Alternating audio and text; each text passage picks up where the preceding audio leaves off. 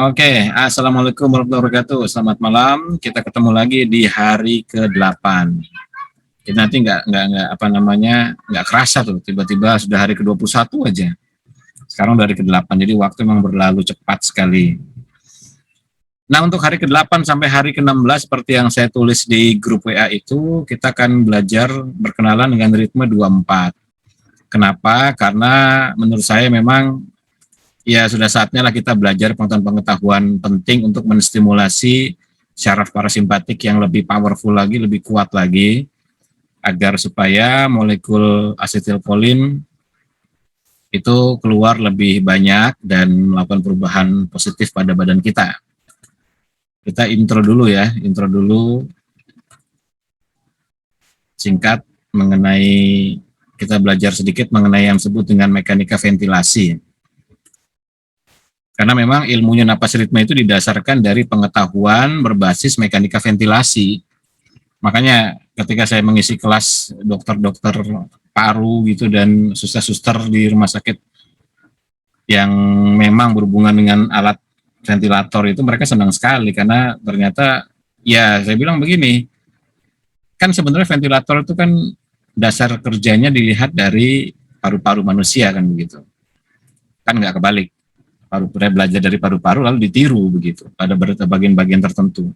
Jadi kalau kita ngerti bagaimana cara kerja itu, ya kita punya potensi untuk melakukan apa yang dilakukan oleh alat.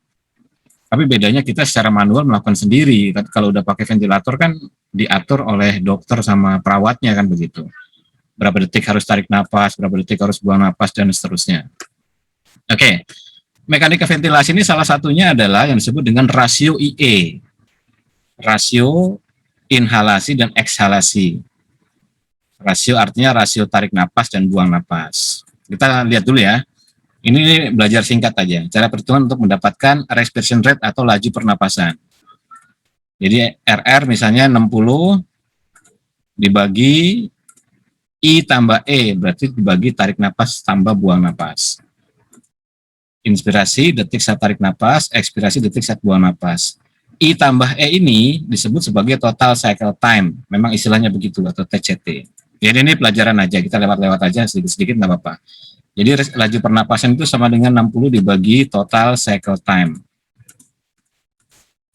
Contoh perhitungan, kalau ada orang bernapas dengan pola tarik napas 5 detik, buang napas 5 detik, berapa nilai RR yang dihasilkan? Ya kita hitung, dapatkan dulu nilai TCT-nya. TCT-nya sama dengan tarik napas tambah buang napas, jumlah detiknya. Berarti 5 tambah 5 sama dengan 10. Hitung nilai RR-nya, RR 60 dibagi TCT. 60 dibagi 10 sama dengan 6 kali per menit. Jadi ketemu. RR-nya adalah 6 kali per menit. Oke, ini contoh perhitungan yang gampang, biar mengerti. Contoh perhitungan kedua, diketahui nilai RR sebesar 15 kali per menit. Berapa jumlah TCT-nya? Nah, ini kayak hitung-hitungan sekolah ya. Jadi dulu saya belajar ini lumayan lama nih. Ini sampai hatam dulu. Dapatkan dulu nilai TCT-nya, 60 dibagi RR, 60 dibagi 15, berarti TCT-nya adalah 4 detik. TCT itu artinya kan total cycle time, berarti jumlah tarik napas dan buang napasnya 4 detik. Meski kita tahu nilai TCT-nya bahwa orang itu bernapas total selama 4 detik, namun kita tidak tahu berapa lama detik tarik napas dan detik buang napasnya. Yang kita tahu hanya total jumlah detiknya saja. Jadi total jumlah detiknya adalah 4, yang merupakan gabungan dari tarik napas dan buang napas. Tapi berapa detiknya kita nggak tahu. Nah, maka disitulah nanti ada pengetahuan yang disebut dengan IE ratio atau rasio IE. Jelas sampai sini ya? Oke, kita lanjut.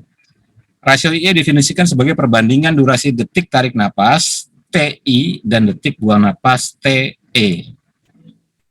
Ya, ini nih rumus sederhananya. Misalnya seorang bernapas dengan pola tarik 5 buang 5 seperti tadi, maka rasio IE-nya menjadi, dapatkan TCT-nya dulu, kemudian nilai RR-nya ketahuan, yaitu 6 kali per menit. Cari rasio IE-nya, TI-nya 5, TE-nya 5, maka rasionya menjadi 1:1. Jadi 5 itu menggunakan rasio IE 1:1. Ini pelajaran mekanika standar, mekanika ventilasi standar. Jadi kalau kita menunjukkan teori ini kepada medis gitu ya, dokter-dokter, mereka akan terima karena memang dasarnya napas itu adalah mekanika ventilasi berbasis rasio IE. Oke, jelas sampai sini ya. Kita lanjut. Ini contoh yang kedua. Jika diketahui total tarik napasnya adalah 6 detik, maka rasio IE yang diinginkan misalnya 1:1, dia menjadi 3 detik tarik napas, 3 detik buang napas. Jika rasio IE-nya 1:2, 2 detik tarik napas, 4 detik buang napas. Jika rasio IE-nya 2:1, ini disebut dengan inverse ratio. Inverse ratio itu artinya tarik napasnya lebih panjang dibandingkan buang napasnya. Jadi kesimpulannya, ini ada keduluan nih warna merahnya nih.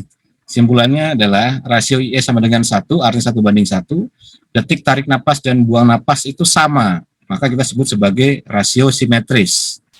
Yakni ketika detik tarik napasnya sama dengan detik buang napasnya.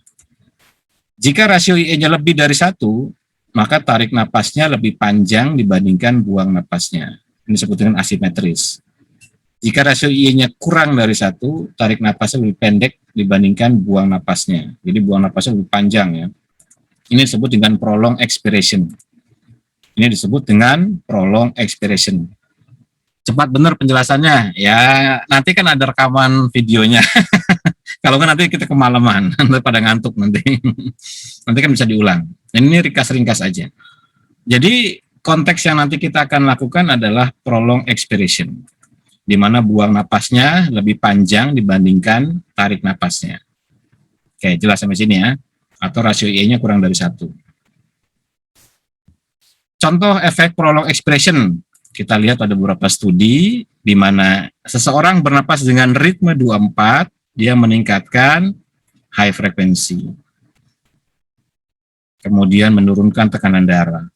Jadi kalau ada yang tekanan darah tinggi, bisa pakai konsep prolonged expiration menggunakan ritme 24. Kalau ritme 24 itu kan total detiknya 6, sama dong dengan 33. Iya sama, jadi sama-sama di wilayah parasimpatik, frekuensinya 0,17 Hz. Hanya bedanya kalau ritme 33 ini general saraf parasimpatik. Jadi dia mensimulasi saraf parasimpatik secara keseluruhan saja.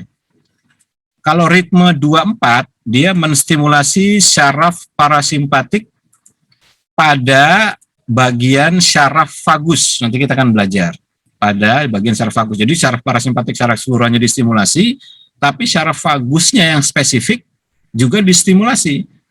Karena saraf parasimpatik di badan manusia berdasarkan struktur dari otak kita ini ada beberapa bagian begitu. Itu ada di penjelasan saya yang lama tuh, maka dibuka lagi videonya.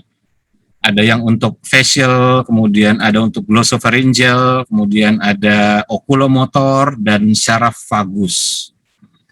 Nah, prolonged expiration menstimulasi saraf vagus. Saraf vagus ini asal katanya dari bahasa sono ya, yang artinya pengembara atau pengelana, artinya ini saraf yang paling banyak menyentuh organ tubuh manusia. Saraf vagus ini. Jadi kalau kita stimulasi, maka kita sedang menstimulasi nyaris ke seluruh organ tubuh yang ada. Oke, kita lihat lagi contoh dari efek prolonged expiration atau buang napas lebih panjang dibandingkan tarik napasnya pada beberapa gelombang otak. Pada orang yang bernapas dengan ritme 46, berarti tarik napas 4 detik, buang napas 6 detik, prolonged expiration. Beta menurun. Beta itu berarti gelombang otak yang aktif. Gelombang otak yang aktif. Alfa naik. Berarti alfa itu adalah gelombang otak relaksasi. Theta ikut naik. Berarti gelombang otak meditatif. Jadi dia melakukan proses relaksasi. Rasio LF-HF-nya menurun, jadi artinya menjadi semakin parasimpatik. HF-nya meningkat, berarti menjadi semakin parasimpatik, karena HF itu adalah frekuensi parasimpatik yang berada pada range 0,15 sampai 0,4 Hz. Nah, jadi ketahuan dari sini kan. Jadi ada reasonnya tuh, kenapa kita melakukan 24, dan angkanya pun bukan angka yang saya munculkan tiba-tiba gitu kan, tapi memang sudah diteliti. Maka dari konsep rasio IE tadi, kita bisa pakai dan punya maksud dan tujuan tertentu. Jadi kalau ritme 11, ya untuk apa begitu. Ritme prolonged expiration dengan rasio 1:2, itu juga untuk apa. Rasio kurang dari itu juga untuk apa. Jadi masing-masing punya manfaat ya. Masing-masing punya manfaat. Nah ini yang kemudian kita perkenalkan gitu. Ini yang kemudian kita perkenalkan kepada masyarakat umum bahwa oke, napas ritme ini ada dasarnya loh gitu. Jadi nggak ngarang-ngarang, bukan dengan bertapa begitu ya, tapi menggunakan logika. Kita lihat lagi contoh efek prolong expiration pada ritme 46 juga, yang tadi untuk meningkatkan syaraf parasimpatik. Bisa lihat di sini nilai HF-nya itu meningkat. Jadi mereka yang rapid breathing itu kan berarti kan memang menggunakan ritme parasimpatik. Rapid breathing berarti bernapas cepat ya, bernapas cepat. Nah ini prolong breathing juga dia meningkatkan syaraf parasimpatik akibat terstimulasinya syaraf vagus. Oke, seru ya. Jadi kita lihat lagi contoh dari penggunaan prolong expiration yang laju pernapasannya 10. Rasio IE-nya 1:0 dan 3:4. Sini kelihatan dia melakukan perbaikan pada heart rate, dia melakukan perbaikan pada HRV.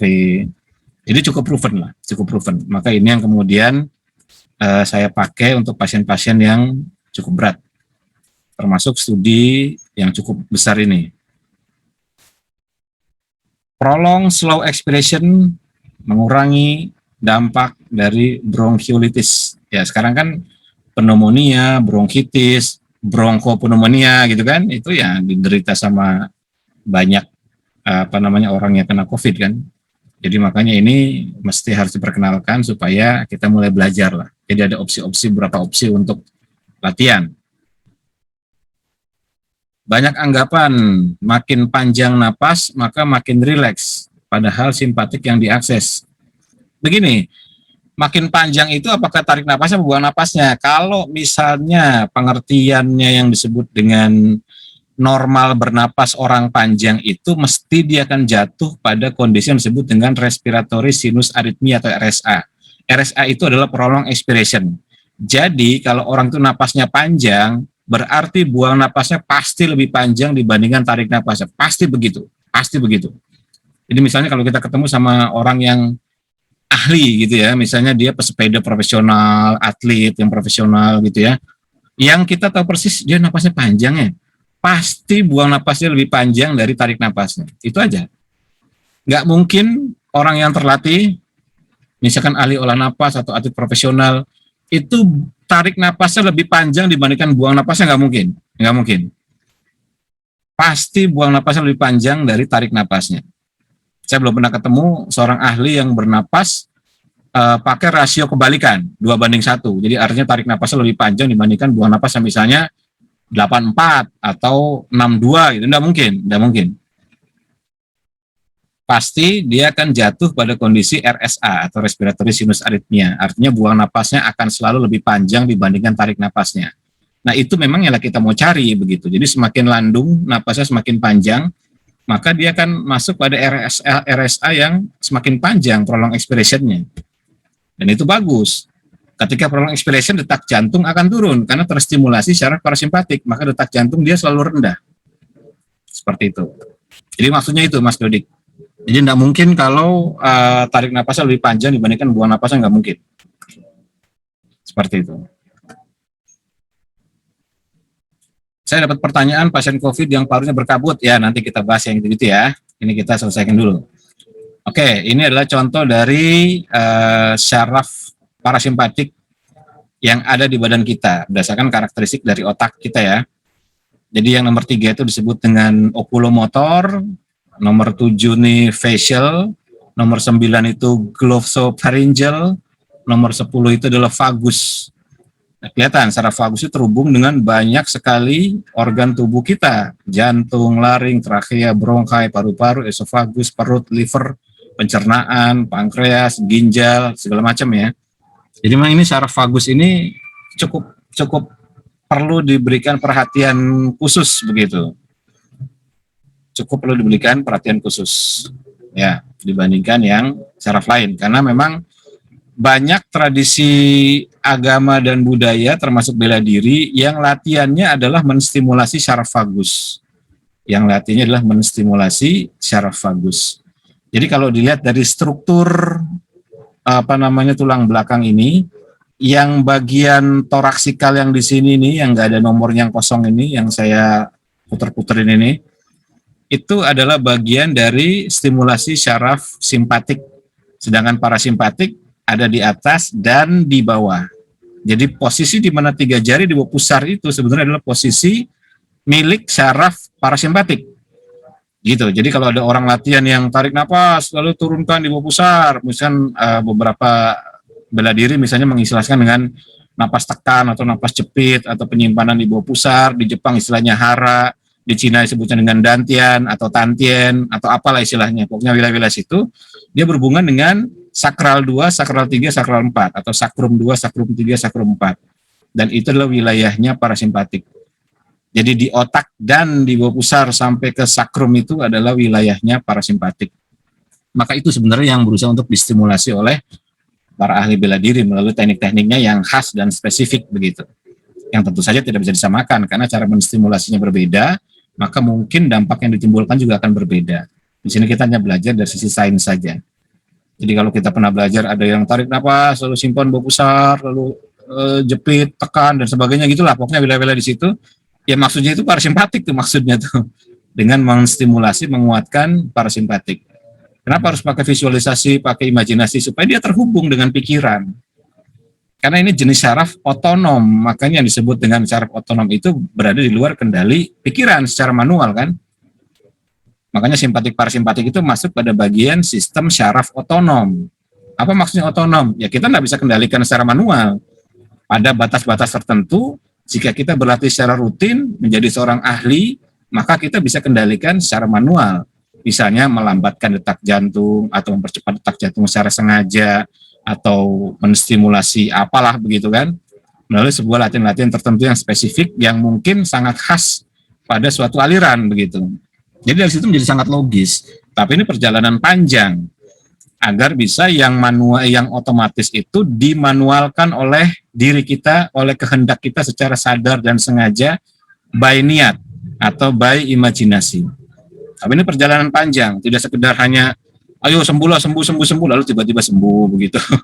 Tidak begitu, ini prosesnya panjang. Jadi jangan lihat sembuh lalu sembuh, kita ngomong sembuh lalu sembuh, tapi lihat perjalanan panjang apakah dia sudah terbiasa untuk menghubungkan antara pikirannya dengan syarafnya begitu. Nah makanya latihan-latihan dalam bela diri itu biasanya melibatkan layar abstraksi, penyikapan mental, penyikapan pikiran, tujuannya agar tersambung. Karena pikiran itu abstrak, perasaan itu abstrak, maka kalau kita latih napas nggak melibatkan keduanya, ya udah kita dapat mekanika ventilasinya saja. Jadi bagi orang-orang yang nggak percaya, maka napas ritme ini, orang-orang yang skeptis ya, napas ritme ini pasti diterima.